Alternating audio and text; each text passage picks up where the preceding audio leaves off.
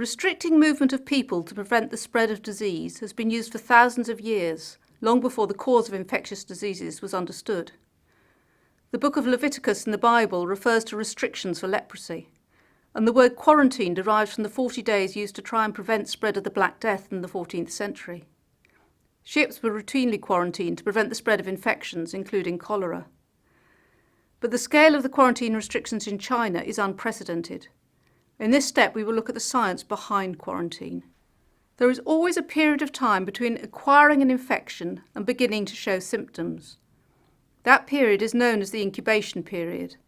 There is a characteristic incubation period for each disease. There is always variation between people, so each disease has a characteristic median, minimum, and maximum incubation period. The distribution of incubation periods is usually roughly as shown here, rising quickly to a peak with a long right tail. For some diseases, the incubation period is shorter after a larger infecting dose. Because COVID-19 is new, we didn't initially know the incubation period. It was estimated from direct observation of people with COVID-19 with known dates of exposure, and from travellers from Wuhan, as we knew the last possible date of exposure, together with models of the likely distribution of incubation periods based on the typical shape, and comparison with what was known for SARS from 2003. This gave a median of 6 days, with a range of 2 to 14 days.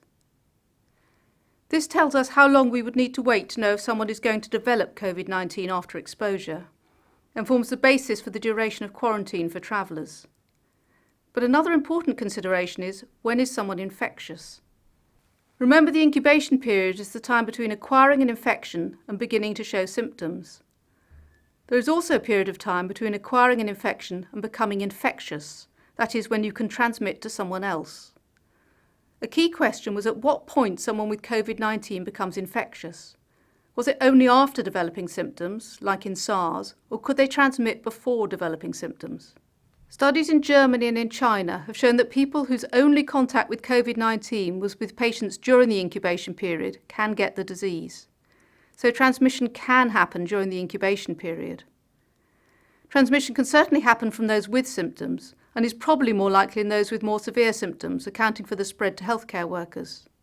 It's not yet clear how long people remain infectious after recovery. It's not clear whether transmission can happen from those who are infected and never show symptoms, asymptomatic cases. But the virus has been detected in throat samples from an asymptomatic case, and in a case cluster in China, the only known source was someone with no symptoms, so this is a possibility. So the maximum incubation period, 14 days, gives the maximum time of quarantine following exposure. Unlike SARS, transmission can occur before symptoms develop. This means that you cannot rely on screening symptomatic cases to detect all those who may transmit.